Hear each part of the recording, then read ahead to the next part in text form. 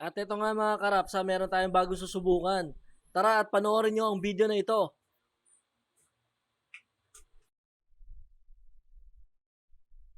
At ayun na nga mga karapsa, handa na natin itong karne. Ito ay karne ng baka. Haluan natin ng bawang. Yung bawang natin, hiniwan na natin ng maliliit. Tapos lagyan natin ng toyo or soy sauce.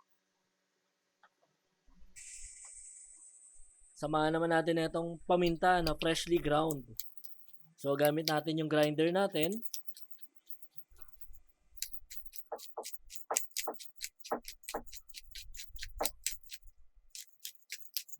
So yan, bahala na kayo magtimpla kung gaano karami. So ilagyan din natin ng chili flakes. Cayenne powder. Chili powder.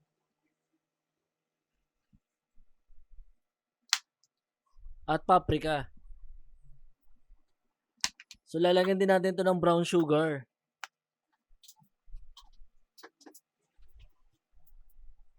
Siyempre, haluin na natin to. At ayan mga karapsa, ito naman, lulutuin natin yung bawang. So maganda lang tayo ng mainit na mantika hanggang sa maging brown. Tapos i-set aside. Ganda naman natin yung mantika dito sa ating kawali. Ilagay natin yung karne. At by the way, itong kawali natin, nabili natin ito sa TikTok. Kung gusto nyo ng ganitong kawali, click the yellow basket. So ayan na, kumukulo na. Lagyan natin ng takip at hayaan natin mag-simmer. So ito na yung ating pinapakulong karne ng baka na binabad natin. I-set aside na natin kapag ganito na ang itsura. So ayun na nga, para mas masarap, i-stir fry natin tong karne na hiniwalay natin.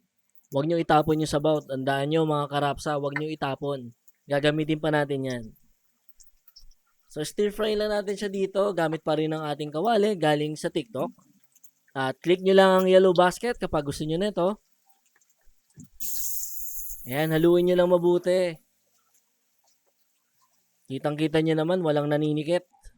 So kapag ganito na itsura, set aside na lang natin ulit.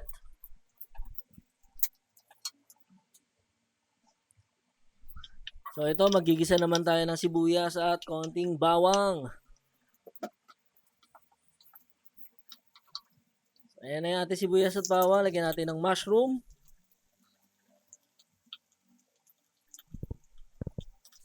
Haluin lang natin ng mabuti. Kapag nahalo na natin, pwede na natin lagyan ng konting toyo.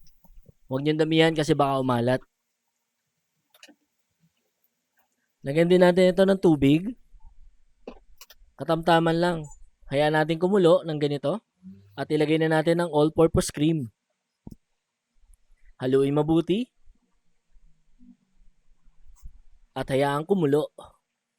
Ngayon maglalagay man tayo ng paminta. So mag-grind lang din tayo ulit ng paminta. At samahan natin ng konting harina o cornstarch para lumapot ng konti. Haluin nyo lang mabuti. Hayaan natin kumulo at maluto. Kapag ganito na kumulo na, lagyan na natin yung bawang. Kalahati lang muna. Haluin ulit. At sumunod, ihalo na natin pabalik ang ating mga baka. At ayan, haluin lang natin mabuti dito ang ating karne. Kasama ng sauce natin. Hayaan natin maluto at kumulo. Kapag kumukulo na, pwede na natin idagdag ang ating mga natirang bawang.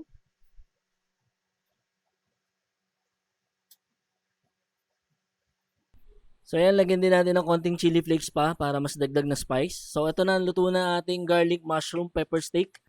Subukan nyo din mga karapsa at sigurado mapapaan ni rice kayo.